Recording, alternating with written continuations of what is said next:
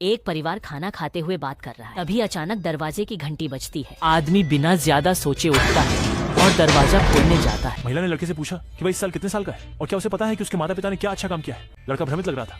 जाहिर है कि उसे नहीं पता था। महिला ने एक पल के लिए झिझक दिखाया और उसने लड़के को नहीं छोड़ा। चूंकि लड़का मारा जा चुका था, लड़की भी नहीं बच पाएगी। इस समय वह बेडरूम के बिस्तर के नीचे छिपी हुई थी। महिला बिस्तर पर चढ़ी और नीचे गोली चला दी। लड़की डर के मारे बाहर निकली और भाग गई। वह हर दिन अमानवीय यातनाएं सहती थी। खाना पीना, मलमूत्र सब एक छेद वाली लोहे की कुर्सी पर होता था। सिर्फ थोड़ा सा गाढ़ा भोजन जिंदा रहने के लिए मिलता था। एक दिन सहन नहीं कर पाई, लूसी ने विद्रोह शुरू किया। महिला ने उसे सबक सिखाने के लिए उसकी हथकड़ी खोली। अनजाने में धक्का मुक्की में वो महिला गिर गई और उसका पैर मुड़ गया। तब लूसी को भागकर अपनी जान बचाने का मौका मिला। भागते समय उसने बगल के कमरे से कराहने की आवाज सुनी। पास जाकर देखा तो वहां एक और महिला थी जो उसकी तरह बंधी हुई थी। जान बचाने के लिए लूसी उसे बचाने का समय नहीं निकाल सकी और अंततः अकेले ही भाग निकली। 15 साल की खोज के बाद उसने आखिरकार उस दंपत्ति को पाया जिसने उसे पहले कैद किया था।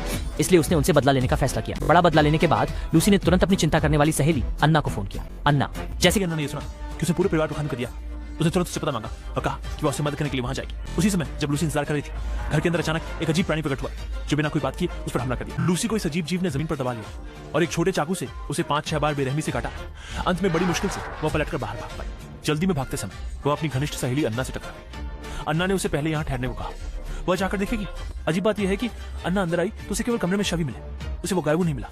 क्योंकि लूसी को गंभीर चोटें लगी थी, अन्ना ने पहले उसकी यहीं पर घाव की सिलाई की, फिर सारे शवों को बाथरूम में खींच लिया। साफ करने रात में ही अन्ना ने उन्हें बाहर ले जाकर दफनाया। जब वह थोड़ा आराम करने के लिए पानी पीना चाह रही थी तो उसने देखा कि औरत अभी तक मरी नहीं थी। तो दयालु अन्ना को दया आ गई। लूसी पागलों की तरह उस औरत के सिर पर एक बस जैसे ही उसने महिला को मारा, उसने एक चीख सुनी। पास जाकर देखा तो फिर वही विचित्र महिला थी। क्या तुम कहोगे? औरत उसके पास आई और ब्लेड से उसकी बाह काट दी। अजीब बात यह थी कि लूसी की नजर में उसने सिर्फ खुद को पागलों की तरह दीवार से सिर टकराते हुए देखा और आखिरकार दरवाजे की ओर भागी। जब अन्ना बाहर दौड़कर आई तो उसने देखा लूसी बारिश में खड़ी है और उसने ब्लेड से अपनी गर्दन काट ली। अन्ना ने लूसी की लाश को गले से लगाया और खूब रोई। फिर उसे घर के अंदर ले जाकर पूरी रात उसके साथ रही। अगले दिन सुबह अन्ना अपनी माँ को फोन कर रही थी। तभी बगल की अलमारी के पीछे से अचानक आवाज आई। उसने फोन रख दिया और देखने चली। क्लोजेट के पीछे एक तहखाना था। जब वह नीचे गई तो गलियारे की दीवार पर लगी खून से सनी तस्वीरें देखकर चौंक गई। तस्वीरों में लोगों की हालत बेहद दयनीय थी। आगे बढ़ते हुए उसने देखा कि नीचे एक और तहखाना था। वह हिम्मत जुटाकर नीचे उतरी। वहां एक कुर्सी और लोहे की बाल्टी रखी थी और बगल में एक लोहे की जंजीर भी थी। ध्यान से देखने पर पता चला कि कोने में सिर पर लोहे का घेरा पहने एक औरत थी। दयालु अन्या ने उसे बचाया और फिर उसके सिर से कील लगी हुई लोहे का घेरा भी हटा दिया। थकी हुई अन्या थोड़ी देर आराम करना चाहती, तभी उसने औरत की चीखें। अन्या जल्दी से देखने गई। पता चला कि औरत अपने हाथ पर कट लगा रही थी। अन्या ने उसे रोकने की कोशिश की लेकिन उसे गिरा दिया गया। फिर वो बाहर भागकर अपनी चेहरे को दीवार पर रगड़ने लगी। वूली चिल्लाला इचिन काले कपड़े पहने लोग उन्होंने अन्ना को पकड़ लिया और दिशाशी में ले गए। कलियंदे अन्ना को जंश दिशाशी के गलियारे में बंद कर दिया गया।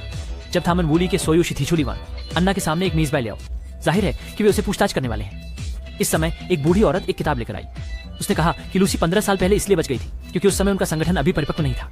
अब की शुनंजन मशीन। फिर उसने ऐना से पूछा कि लूसी ने अपने जीवन काल में ऐसी कोई चीज देखी थी जो अस्तित्व में नहीं थी। ऐना ने कहा कि एक मरी हुई लड़की और वह महिला जिसे उसने तहखाने से बचाया था अक्सर अपने शरीर पर रेंगते हुए कीड़े और तिलचट्टे देखती थी, इसलिए उसने अपना हाथ काट दिया था जिसमें दीवार। बुजुर्ग महिला ने कहा कि वे लगातार शहीद बना रहे थे ताकि ये जान सके कि लोग मृत्यु के निकट क्या देख सकते हैं, उनके जीवन का उपयोग करके मृत्यु के बाद की दुनिया की गवाही के लिए।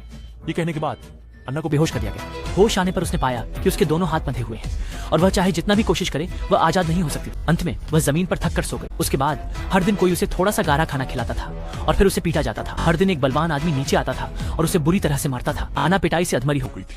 उन्होंने उसके बाल काट दिए जिससे उसकी मानसिक और शारीरिक स्थिति पर दोहरा प्रहार हुआ। जब तक कि अन्ना की मानसिक स्थिति कमजोर नहीं हो गई तब वे उसे ऑपरेशन थिएटर में ले गए और सबसे क्रूर त्वचा छीनने का प्रयोग शुरू किया। आश्चर्यजनक रूप से अधिकांश लोग इस तरह की यातना सहने के बाद